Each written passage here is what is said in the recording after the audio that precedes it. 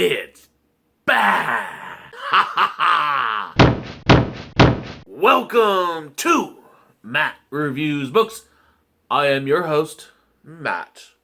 And if this is your first time here, this is a channel about books. Older books.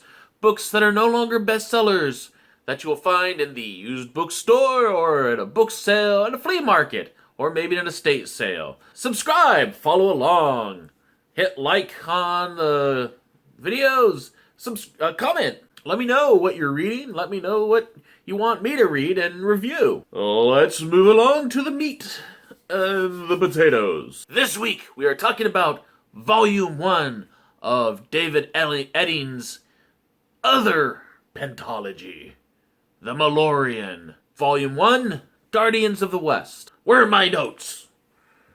Where are my notes? I can't remember anything. I'm too old. I'm going senile. The synopsis. The first half of this book, Guardians of the West, is dealing with sort of mundane issues. As mundane as you can get when Belgarion is a sorcerer that holds a living stone that can burst into flame and set his sword to flame. His sword will burst into flame. Like that. He's getting used to being a king. He and Synedra are settling down. Errand, remember the little Errand, the little boy that stole the orb with Zadar? Well, he's still around. He's going to live with Polgara and Durnik. Good old Durnik! The man with two lives now. He is a sorcerer as well. They're going to the Vale of Aldur to live out their days. Happily ever after. Belgarath's going with them because that's where he lives. That's his house. His tower is in the Vale of Aldur. Everybody else is scattered to the winds. So the first half of the book is really just about Aaron growing up in the Vale of Aldur. And then there's this sub-arc. This little sub-arc. Synedra isn't having kids. She's not having kids, and she's getting really worried about it. Garion's getting really worried about it. Everybody on the Isle of Wind, the city of Riva, is starting to get worried about the fact that Synedra is not having kids. At that point, Polgara is called. Because Polgara has got thousands of years of healing experience, and she's the one who's going to help. And so she goes to the Isle of Winds, and she brings Errand with her. And while they're there, Errand and Garion end up in the throne room of the Rivan king. And there, the Orb of Aldur turns red and says, "Beware Zandramas!" Maybe not in those tones. And at that point, we start the story rolling. Who is Zandramas? What is Zandramas? Why did the orb turn red? And so, that starts things going. And at that point, also, Polgara fixes things. The issue with Synedra, her infertility. Now, Synedra's pregnant. They're moving along. She's getting bigger and bigger and bigger, right? That's the way it happens. Bear with me.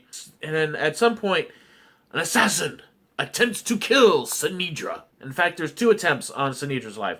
And they figure out by one of the assassins that they were sent from the city in eastern Drasnia called Rion. Garion, who's friends with a lot of other kings, gets his friends together, and they get all their armies together, and they march on this outpost for a religious cult called the Bear Cult.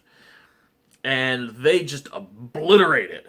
They obliterate the cult, and a fair amount of the town as well. So then, they're there, and it turns out that the whole thing was just a big red herring. And at this point, Synedra's had the baby. Okay, let me back up. And Synedra's had the baby now.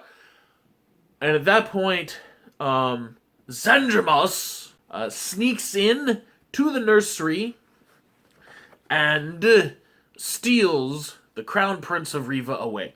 And at that point, now we have the story. Now we have the quest. Here in Rion, we have the appearance of Cyridus? Cyridus? Cyradis.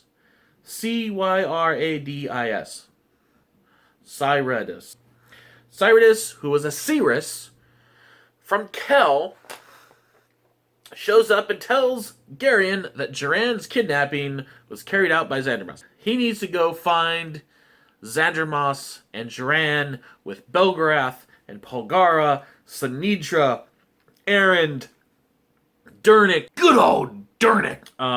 And for the big finale, the big meeting between light and dark. So here we go. Thoughts.